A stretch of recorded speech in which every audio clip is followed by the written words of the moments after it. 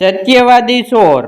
Hello नमस्कार साथियों, मेरी यूट्यूब चैनल में आपका स्वागत है। शोर और वह भी सत्यवादी।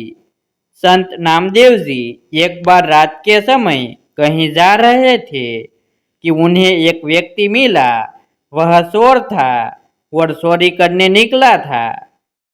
जब संत नामदेव जी को देखकर उसने छुपने की कोशिश की तो संत नामदेव जी बोले, भाई तुम कौन हो और मुझे देखकर छिप क्यों रहे हो। उस चोर ने संत नामदेव जी को पहचान कर उन्हें प्रणाम किया और बोला, महाराज मैं चोर हूँ और चोरी करने जा रहा हूँ।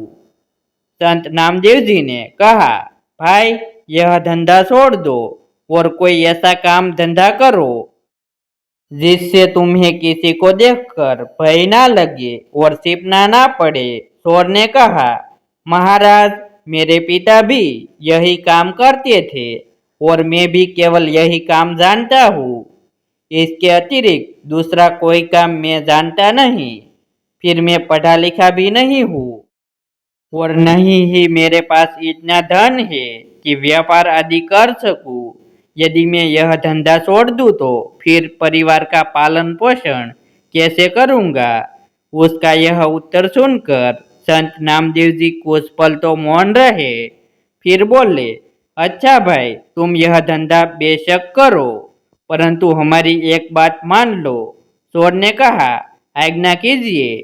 संत नामदेव जी ने कहा, पहले वादा करो कि तुम हमारी बात मानोगे।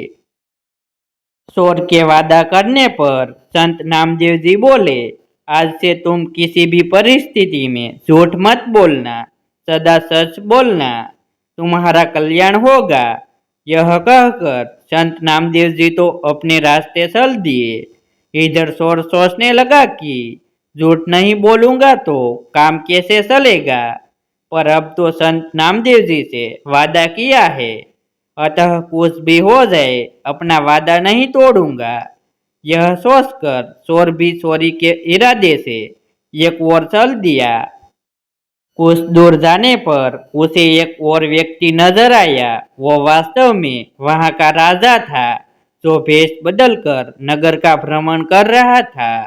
उसने भी चोर को देख लिया। राजा ने उस चोर से धीरे से पूछा, तुम कौन हो और इस समय कहाँ जा रहे हो। चोर मन ही मन विचार करने लगा कि झूठ तो मैंने बोलना नहीं है, इसीलिए सच सच बता देता हूँ, जो होगा देखा जाएगा। मन में विचार कर उसने उत्तर दिया, मैं चोर हूँ और चोरी करने के इरादे से घर से निकला हूँ। राजा चकित हुआ कि यह कैसा चोर है जो स्वयं ही बता रहा है कि मैं चोर हूँ। उसने आश्चर्य प्रकट करते हुए कहा, क्यों हंसी करते हो, तुम अवश्य ही कोई सैनिक अथवा गुप्तचर मालूम होते हो। चोर ने कहा, नहीं मैं मजाक नहीं कर रहा हूँ, मैं वास्तव में ही चोर हूँ और चोरी करना मेरा धंधा है। राजा ने कहा, भाई चोर तो मैं भी हूँ, परंतु अभी नया नया ही यह धंधा शुरू किया है। अच्छा हुआ तुम मिल गए, आज दोनों मिलकर चोरी करते हैं।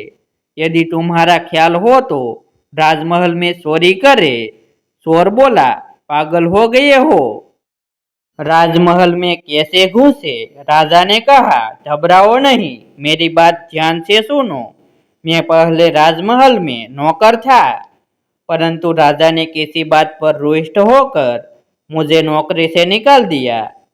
राजा ने मुझे निकाला था, इसीलिए दूसरा कोई मुझे नौकरी देने को तैयार नहीं हुआ। इसीलिए मैंने यह धंधा अपनाया। मुझे राजमहल के एक एक गुप्त द्वार का पता है। चलो आज राजमहल में भाग्य आजमाते हैं। यह कहकर राजा उस चोर को साथ लेकर राजमहल के पिछवाड़े जा पहुंचा और गुप्त मार्ग का द्वार खोलते हुए बोला, तुम पुराने चोर हो, अंधेरे में देखने का तुम्हें अभ्यास है, इसीलिए तुम अंदर जाकर माल बटोर लाओ, मैं यहीं पहरा देता हूँ। चोर ने कहा, इतने बड़े महल में मुझे कैसे मालूम होगा कि माल कहाँ रखा है। राजा ने उसे खजाने का रास्ता और वहां तक पहुंचने की सब युक्ति समझा दी। चोर अंदर घुसा और खजाने के द्वार पर जा पहुंचा। वहां दीवार पर एक सरखी लगी हुई थी। उसे घुमाते ही द्वार खुल गया। चोर ने देखा वहां अनेकों बड़े बड़े मजबूत बक्से रखे हैं जिनमें बड़े बड़े ताले लगे हुए हैं। उसने साबिया का गुच्छा तथा कुछ दूसरे औजार निकाले और एक बक्से का ताला खोलने की कोशिश की, परंतु उसकी सब कोशिश असफल हुई। उसने यह सोचकर कमरे में दृष्टि दौड़ाई कि शायद कोई लोहे की सलाख वगैरह मिल जाए। तभी भी उसकी निगाह एक बक्से पर पड़ गई जो साइज में छोटा था और एक बड़े बक्से के ऊपर रखा हुआ था। उसने उसका ताला खोलने की कोशिश की। थोड़े ही प्रयत्न से ताला खुल गया। उसने ढक्कन उठाकर देखा तो उसमें छोटी संदूक जी के अतिरिक्त और कुछ न था। उसने संदूक जी बाहर निकाली। जैसे ही ढक्कन खोला उसकी आंखें चमक उठी। उसमें 3 बहुमूल्य हीरे रखे हुए थे। उसने वे तीनों हीरे उठाए और वहां से चलने लगा। तभी उसके दिल में विचार आया कि हीरे तो 3 है, हम दोनों इसका आधा भाग कैसे करेंगे। मैं झूठ बोलकर एक हीरा अधिक अपने पास रख लूं, यह मैं करूंगा नहीं, क्योंकि मैंने झूठ न बोलने का वादा संतोष से किया है। यह सोचकर उसने एक हीरा संदूक जी में वापस रख दिया और 2 हीरे लेकर महल से बाहर आ गया। बाहर आकर उसने राजा से कहा, यह 2 हीरे लाया हूँ, एक तुम्हारा एक मेरा। यह कहकर उसने एक हीरा राजा को थमाया और दोनों अपने अपने रास्ते चले गए। उसके जाने के बाद राजा ने सोचा कि हीरे तो संदूक में 3 थे, फिर उसने यह क्यों कहा कि मैं 2 हीरे लाया हूँ, चलकर देखना चाहिए। यह सोचकर राजा वहां गया तो उसने देखा है कि एक हीरा संदूक में ही रखा हुआ है। राजा बड़ा हैरान हुआ कि यह कैसा चोर है जो चोरी भी करता है और सच भी बोलता है। राजा ने खजाने का द्वार खोला, छोड़ दिया और अपने शयन कक्ष में जाकर सो गया। सुबह हुई और थोड़ी ही देर में हल्ला मच गया कि राजमहल के खजाने में चोरी हो गई है। राजा ने अपने मंत्री को बुलाया। चोरी के बारे में बतलाते हुए कहा, खजाने का द्वार खुला हुआ मिला है। अवश्य ही यह किसी भेदी का काम है। शीघ्र ही इसकी जांच करो और चोर का पता लगाओ। मंत्री जो आज्ञा कहकर खजाने वाले कमरे में गया। सब बक्से ज्यों के त्यों रखे हुए थे, केवल एक छोटे बक्से का ढक्कन खुला हुआ था। उसने उसमें से छोटी संदूक सी निकाल कर देखा। उसमें एक हीरा रखा हुआ था। मंत्री को पता था कि संदूक में 3 बहुमूल्य हीरे थे। सोचने लगा कि ऐसा प्रतीत होता है कि चोर जल्दी में एक हीरा इसी में छोड़ गया। अब क्यों ना यह हीरा मैं ही रख लूं। चोरी तो हुई है, चोर जब पकड़ा जाएगा तो वो लाख कहता रहे कि मैंने 2 हीरे चुराए थे, उसकी कौन मानेगा। यह सोचकर उसने वह हीरा अपनी जेब में डाल लिया और फिर राजा को आकर सूचना दी कि शेष सब बक्से तो ठीक ठाक रखे हैं, केवल वो बक्सा खोला गया है जिसमें 3 हीरे रखे थे। वे तीनों हीरे चोर ले गया। मंत्री की यह बात सुनकर राजा मुस्कुरा दिया। तत्पश्चात उसने मंत्री को शीघ्र ही चोर को तलाशने का आदेश दिया। तलाश शुरू हुई और खोजिया द्वारा शीघ्र ही चोर को पकड़ लिया गया और राज दरबार में पेश किया गया। राजा ने चोर से पूछा, क्या रात को तुम ही ने राजमहल में घुसकर चोरी की है। चोर ने हाथ जोड़कर कहा, जी हाँ राजा साहिब, चोरी तो मैंने की है और मैं इसका दंड भुगतने को भी तैयार हूँ, परंतु मेरे साथ एक अन्य चोर भी इसमें शामिल था। मंत्री ने पूछा, वह कौन है, उसका नाम बताओ। चोर ने उत्तर दिया, मैं उसका नाम नहीं जानता और ना ही यह जानता हूँ कि वह कहाँ रहता है। रात को पहली बार ही उससे मुलाकात हुई थी और उसी ने गुप्त द्वार से खजाने तक पहुँचने का मुझे रास्ता भी बतलाया था। मंत्री कहने लगा, वाह क्या कहानी गढ़ी है, उसका नाम पता शीघ्र ही बता दो वरना खाल खिंचवा दी जाएगी। चोर ने कहा, आप जो सुलूक चाहे मेरे साथ करे, परंतु मैं सच कहता हूँ कि मुझे उसका नाम पता नहीं। मैं रात की सारी घटना आप लोगों को सुनाता हूँ।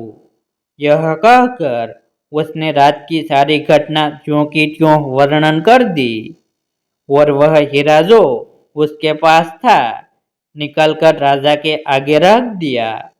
सुनकर मंत्री क्रोध से भड़क उठा, तुम चोर हो, तुम्हारी बातों पर विश्वास नहीं किया जा सकता। तुम कहते हो कि तुमने 2 हीरे चुराए थे और उनमें से एक अपने साथी को दिया था, परंतु चोरी तो 3 हीरे हुए हैं। फिर तीसरा हीरा कहाँ गया?